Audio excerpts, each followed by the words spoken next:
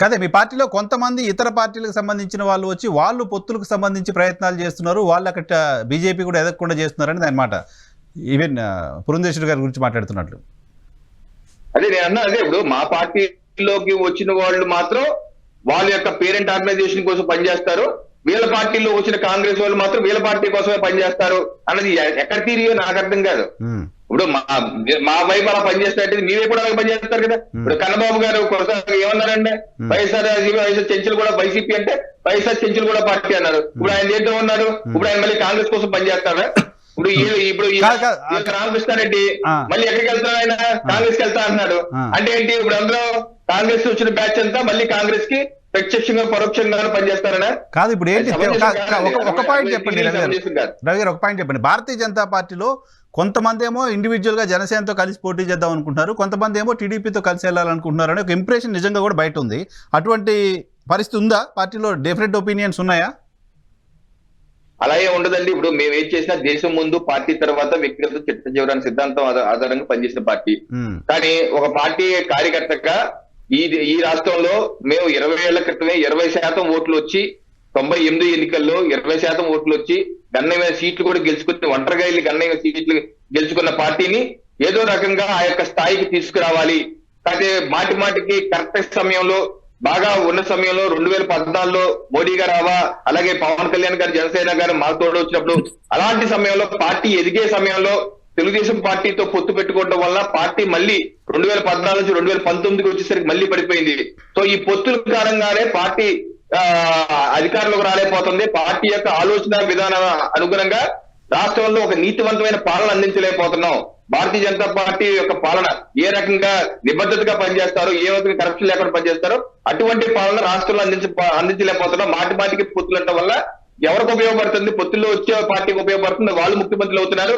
ఇలాగేమంటున్నారు, మళ్ళీ ఇటువంటి అన్ని పెట్టి మమ్మల్ని తిట్టించడం, బాలకృష్ణ గారితో అమనా బూతులు తిట్టించడం, లేకపోతే గో బ్యాక్ మోడీ అంటాం, లేకపోతే ఇటువంటి మాటలే పడాల్సి వస్తుంది.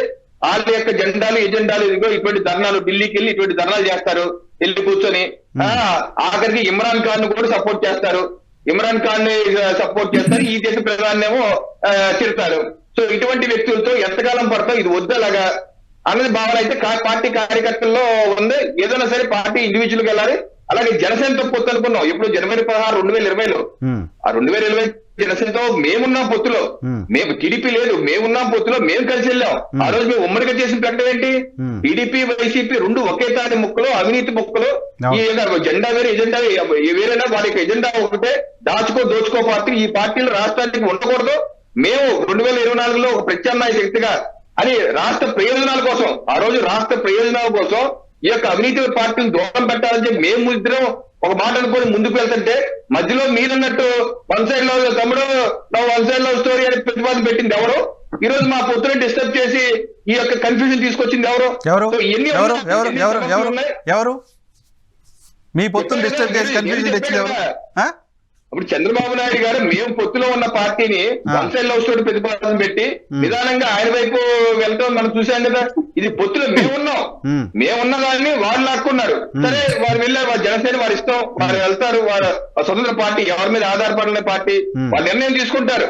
కానీ ఈ రోజు మేము ఒక నిర్ణయం తీసుకోవాలి. ఇప్పుడు జనసేన పార్టీ మా మిత్రపక్షం అటు వెళ్తానన్నారు కాబట్టి ఫైనల్ గా మేము ఏ రకంగా ఎన్నికకి వెళ్ళాలి అన్న దాని మీద పార్టీ అధిష్టానం నిర్ణయం తీసుకుంటుంది.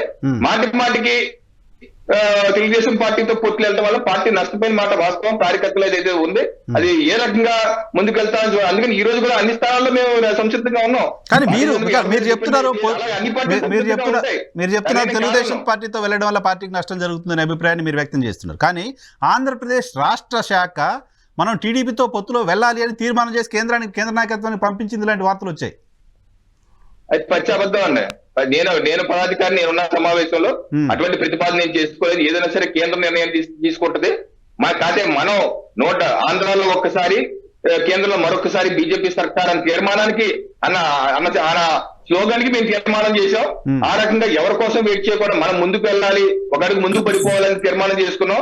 ఆ రకంగానే మేము 170 స్థానాలకి 25 పార్లమెంట్ స్థానాలు సన్నద్ధమైతూ వెళ్తాం. ఈ 4 రోజులుగా ఆ పనులను ఉన్నామండి. అటువంటి తీర్మానం చేస్తున్నాం. కానీ ఎందుకు వస్తున్నాయి? ఇప్పుడు టీడీపీ చర్చ మాతో జరగలేదు, మేము వాళ్ళతో చర్చ జరగలేదు. టీడీపీ ప్రస్తావన ఎందుకు వస్తుంది? వాళ్ళు మాతో ఎప్పుడు చర్చ చేయలేదు, మేము వాళ్ళతో ఎప్పుడు చర్చ చేయలేదు. ఆ ప్రస్తావన ఎందుకు వస్తాయి? ఆ ప్రస్తావనే రాదు.